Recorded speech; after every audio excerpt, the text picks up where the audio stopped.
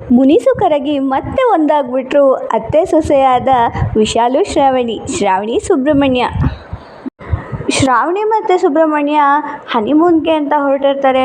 ಅತ್ತೆ ಹೋಗಿ ಬರ್ತೀನಿ, ಆಶೀರ್ವಾದ ಮಾಡಿ ಅತ್ತೆ ಅಂತ ಶ್ರಾವಣಿ ಅತ್ತೆ ಕಾಲಿಗೆ ಬೀಳಕ್ಕೆ ಹೋದಾಗ ಅವ್ರ ಅತ್ತೆ ವಿಶಾಲು ಕಾಲು ತುಂಬ ಬಿಸಿಯಿಂದ ಸುಡ್ತಾ ಇರುತ್ತೆ. ಅತ್ತೆ ಏನಾಯಿತು ಅತ್ತೆ, ಯಾಕೆ ಮೈ ಹುಷಾರಿಲ್ವ, ಇಷ್ಟೊಂದು ಮೈ ಸುಡ್ತಾ ಇದೆ ಅಂದ್ಬಿಟ್ಟು ಗಾಬರಿಯಿಂದ ಮನೆಯವರೆಲ್ಲರೂ ಕರೀತಾಳೆ. ಇನ್ನೊಂದು ಕಡೆ ಅವ್ರ ಮಾವ ಪದ್ಮನಾಭ, ನಾವು ಇದನ್ನೆಲ್ಲ ನೋಡ್ಕೊತೀನಿ, ನಾನು ವಿಶಾಲು ನೋಡ್ಕೊತೀನಿ ಶ್ರಾವಣಿ ಅಮ್ಮ, ನಿಮಗೆ ಟೈಮ್ ಆಯಿತು, ನೀವು ಸುಬ್ಬು ಹೊರಡಿ ಫ್ಲೈಟ್ಗೆ ಅಂತೆಲ್ಲ ಹೇಳಿದಾಗ, ಇಲ್ಲ ಮಾವ ನಾವೆಲ್ಲಿಗೂ ಹೋಗ್ತಾ ಇಲ್ಲ, ಅತ್ತೆಗಿಂತ ಮುಖ್ಯ ನನಗೇನು ಅಲ್ಲ, ನಂಗೆ ಯಾವ ಹನಿಮೂನು ಬೇಡ, ನಾವಿಲ್ಲೇ ಇರ್ತೀವಿ ಅಂತ ಹೇಳ್ತಾಳೆ. ಅಷ್ಟರಲ್ಲಿ ಅವ್ರು ವರು ಫೋನ್ ಮಾಡ್ತಾಳೆ. ಅದಕ್ಕೆ ಟೈಮ್ ಆಯಿತು, ಅದಕ್ಕೆ ಹೊರಟ್ರ ಅಂತ ಕೇಳಿದಾಗ, ಇಲ್ಲ ವರು ಈ ಸರ್ತಿ ನಾವು ಬರೋಕ್ಕಾಗ್ತಿಲ್ಲ, ದಯವಿಟ್ಟು ಕ್ಷಮಿಸು, ನಮಗೆ ತುಂಬ ಮುಖ್ಯವಾದವ್ರು ಒಬ್ಬರು ಕಷ್ಟದಲ್ಲಿದ್ದಾರೆ, ನಾನು ಅಲ್ಲಿ ಹೋಗಬೇಕು ಅಂತ ಏನೋ ಒಂದು ಸುಳ್ಳು ಹೇಳಿ ಮ್ಯಾನೇಜ್ ಮಾಡ್ತಾಳೆ. ಶ್ರಾವಣಿ ತ್ಯಾಗ ನೋಡಿ ಸುಬ್ಬು ಆಮೇಲೆ ವಿಶಾಲು ಎಲ್ಲರ ಮನಸ್ಸು ಕರಗಿ ಹೋಗಿದೆ. ಹೌದಾ ಅಂದ್ಬಿಟ್ಟು ವರು ಮತ್ತು ಅವಳ ಗಂಡ ವರದ ಇಬ್ಬರೂ ಹೊರಟ್ಬಿಡ್ತಾರೆ ಹನಿಮೂನ್ಗೆ, ಯಾರಿಗೂ ಕಾಯೋದಿಲ್ಲ. ಈ ಕಡೆ ಶ್ರಾವಣಿ ಅವ್ರ ಅತ್ತೆ ವಿಶಾಲು ಸೇವೆ ಮಾಡ್ತಾ ಇರ್ತಾಳೆ.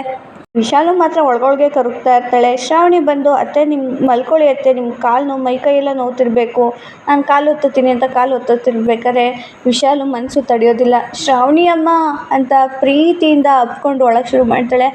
ಅತ್ತೆ ನೀವು ನನ್ನನ್ನು ಒಪ್ಕೊಂಡ್ರಾ ಅಂತ ಕೇಳಿದಾಗ, ಹ್ಞೂ ಶ್ರಾವಣಿ ಅಮ್ಮ ಅಂತ ಇನ್ನೂ ಜೋರಾಗಿ ಅತ್ತು ನನ್ನ ದಯವಿಟ್ಟು ಕ್ಷಮಿಸ್ತೀರಾ ಅಂದಾಗ, ಅಯ್ಯೋ ಇಂಥ ದೊಡ್ಡ ಮಾತಾಡಬೇಡಿ ಅತ್ತೆ, ನಿಮ್ಮನ್ನು ಪ್ರೀತಿನ ನಾನು ಗೆದ್ಬಿಟ್ನಾ ಅಂತ ಕೇಳಿದಾಗ, ಹ್ಞೂ ಶ್ರಾವಣಿ ಅಮ್ಮ ಅಂತ ಖುಷಿಯಿಂದ ಹೇಳ್ತಾಳೆ.